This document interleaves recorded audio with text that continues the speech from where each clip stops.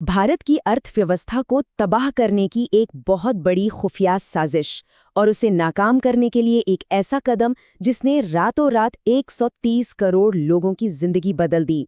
आइए आज हम ऑपरेशन ग्रीन लीफ की इसी अनकही कहानी को समझते हैं। 60,000 करोड़ रुपए। सोचिए, ये सिर्फ एक नंबर नहीं है, ये इतना ज्यादा नकली पैसा है कि अगर ये भारतीय बाजार में आ जाता तो हमारी अर्थव्यवस्था पूरी तरह से हिल जाती, महंगाई आसमान पर होती और आतंकवादियों को एक ऐसी फंडिंग मिलती जिसे रोकना लगभग नामुमकिन हो जाता। मतलब साफ था, ये कोई मामूली आर्थिक अपराध नहीं था। नहीं, ये एक आर्थिक हमला था, एक गुप्त युद्ध जिसमें इस पैसे को एक हथियार की तरह इस्तेमाल किया जाना था। तो सवाल ये उठता है कि जो साजिश इतने सालों से चल रही थी, उसे सिर्फ एक रात में कैसे ढेर कर दिया गया? इसका जवाब एक ऐसे फैसले में छिपा है जिसने पूरे देश को चौंका दिया था। चलिए सीधा चलते हैं भारत के पावर सेंटर में, राष्ट्रीय सुरक्षा सलाहकार अजीत डोभाल के दफ्तर।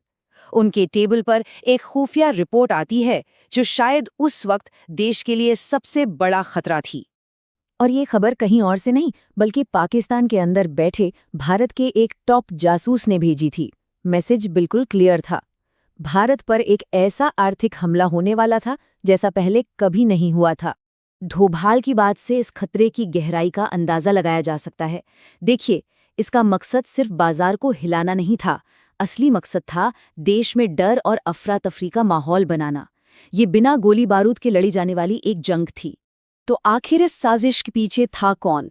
इसकी जड़ें थीं पाकिस्तान के इस्लामाबाद में, जहां एक बहुत ही खतरनाक नेटवर्क इस पूरे ऑपरेशन को चला रहा था।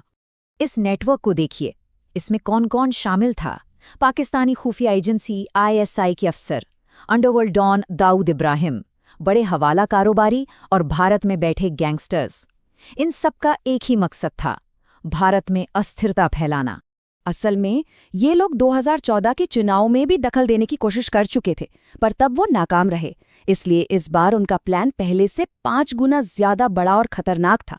सिर्फ पैसा नहीं, बल्कि उस पैसे से दंगे और हिंसा भड़काने की भी तैयारी थी। अब इतना पैसा भारत पहुंचाना था तो उनका तरीका भी बड़ा शातिर था। नोट पाकिस्तान में छपते, फिर ट्रकों में भरकर नेपाल भेजे जाते और वहां से बहुत आसानी से उत्तर प्रदेश में बैठे गैंगस्टर्स के नेटवर्क तक पहुंच जाते, जो इसे पूरे देश में फैलाने वाला था। और उनके पास वक्त बहुत कम था। उत्तर प्रदेश में चुनाव होने वाले थे और उन्हें ये डर था कि अगर नई सरकार आई तो उनका पूरा लोकल नेटवर्क तबाह हो सकता है। इसलिए डेडलाइन तय की गई थी नवंबर 2016।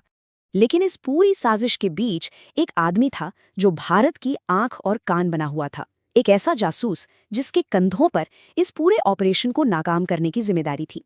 नाम था मेजर शोभित शर्मा, एक डीप कवर एजेंट जो सालों से इस नेटवर्क के अंदर उन्हीं में से एक बनकर रह रहा था। वो साजिश करने वालों का भरोसा इस हद तक जीत चुका था कि वो उसे अपना ही आदमी समझते थे। अब दिल्ली में डोभाल के सामने बस एक ही लेकिन सबसे जरूरी सवाल था, क्या वो 60,000 करोड़ के नकली नोट छप चुके हैं? भारत का अगला कदम इसी एक सवाल के जवाब पर टिका था। इसका पता लगाने के लिए मेजर शर्मा ने एक बहुत बड़ा रिस्क लिया। उन्होंने तस्करी के लिए एक ज्यादा सुरक्षित रास्ते का बहाना बनाया और इसी बहाने से वो उस गोदाम तक पहुंच गए। और वहां जो उन्होंने देखा, उसने भारत के सबसे बुरे डर को सच साबित कर दिया। नोट छप चुके थे और भारत भेजे जाने के लिए बिल्कुल तैयार थे। जैसे ही ये खबर दिल्ली पहुंची, डोभाल प्रधानमंत्री मोदी के पास एक ऐसा प्लान लेकर गए जिसके बारे में किसी ने सोचा भी नहीं था।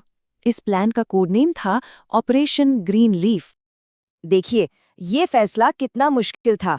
एक तरफ थी देश की सुरक्षा, क्योंकि अगर ये पैसा भारत में आ जाता तो तबाही मचा देता, और दूसरी तरफ थे देश के करोड़ों आम नागरिक जिन्हें इस फैसले की वजह से भारी मुश्किलों का सामना करना पड़ता।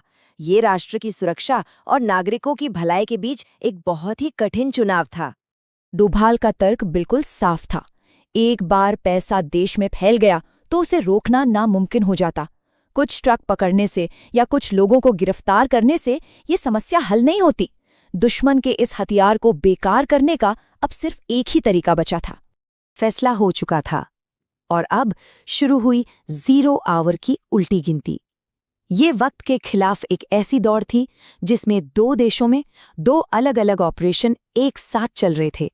जरा सोचिए, एक तरफ पाकिस्तान में नकली नोटों से भरे ट्रक बॉर्डर पार करने के सिग्नल का इंतजार कर रहे थे, और ठीक उसी वक्त दूसरी तरफ भारत में पुलिस उस गैंगस्टर का घेरा कस रही थी जिससे ये पैसा मिलने वाला था।